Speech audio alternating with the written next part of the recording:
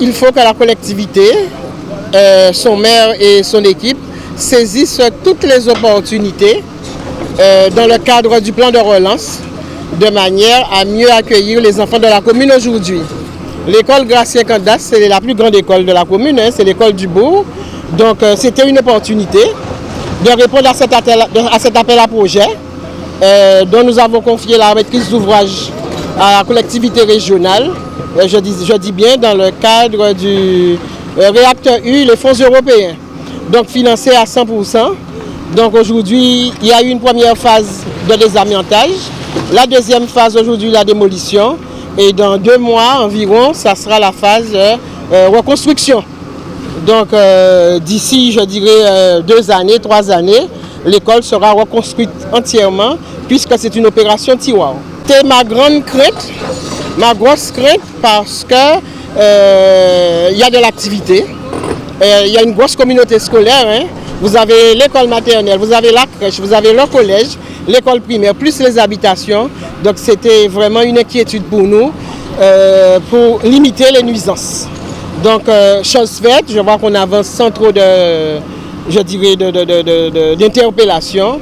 Donc j'attends simplement que la région appose le panneau pour que la population soit rassurée que c'est bien une opération d'envergure dans l'intérêt de leurs enfants. Les fonds européens sont là. Donc la région gère les fonds européens. Donc il faut utiliser ces fonds, je dirais, au maximum. C'est pour cela que je dis que dans le cadre du plan de relance, c'est une opportunité. Il y a des dates butoirs. Donc effectivement, chacun devra s'atteler dans son rôle à remplir son contrat de manière à ce que le projet arrive à terme. Et ce n'est pas le seul projet dont on a saisi l'opportunité en réacteur U. Nous avons les équipements sportifs. Et nous avons aussi la rénovation du centre-bourg. Cette école, c'est plus de 65 ans, il semblerait. Nous avons 5 écoles que nous avons attaquées dans le cadre de Réactu. C'est 25 millions que nous avons programmés pour pouvoir reconstruire ces écoles. Et sur 18 mois, cela veut dire que ces écoles devraient être livrées en septembre 2023. Plus 5 écoles que nous avons en confortement, notamment à Vieux-Fort, que nous allons voir.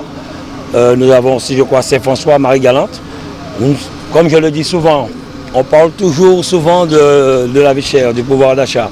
Eh bien, quand la région accompagne des communes de la Guadeloupe, c'est un plus pour la commune. Donc, le maire de la ville de Baïf, par exemple, n'aura pas à dépenser 5 millions pour reconstruire une école. La région prend maîtrise d'ouvrage et transmet par la suite à la commune. Donc, le maire pourra faire autre chose pour sa population. C'est une aide conséquente, vraiment, pour les communes, parce que nous nous sommes rendus compte que les communes n'auront pas les moyens et en même temps, nos enfants sont en danger. Donc voilà, c'est ce travail que nous voulons faire, accompagner toutes les communes dans tous les domaines, sur toutes les infrastructures, les travaux, notamment les futsal que nous installons. Nous avons 2 millions de travaux pour l'aménagement du bourg de Baïf que nous avons déjà validé, 5 millions pour la reconstruction, démolition et reconstruction de cette école sur 18 mois, et les autres communes, c'est la même chose. Donc c'est ce que nous voulons actuellement. Vraiment être aux côtés des Guadeloupéens, aux côtés des maires, aux côtés de la population. On peut nous reprocher ce qu'on veut. Ce qui est important, c'est le travail que nous avions proposé de faire pour la Guadeloupe et que nous faisons aujourd'hui. Ce projet, c'est un projet de démolition, reconstruction sur un site qu'on connaît. L'entreprise a largement le temps et c'est sur des bons commandes, il n'y a pas d'appel d'offres. La région a un marché que nous avons lancé où il y a 2 entreprises en Guadeloupe qui ont été retenues sur des zones géographiques. Et ces entreprises maintenant font tout le travail, que ce soit le plan de construction, la démolition et la reconstruction.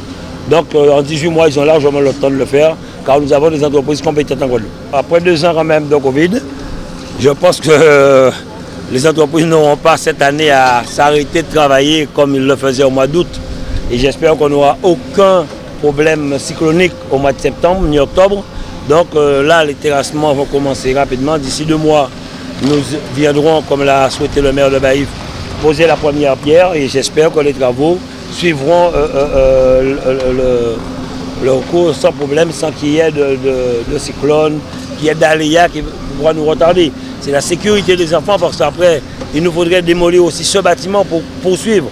Là, c'est 9 salles de classe, plus 4 par la suite et redémolir ici pour reconstruire. Donc, on a du pain sur la planche et ce qui est important pour moi, c'est qu'il y a du travail pour les entreprises de la Guadeloupe.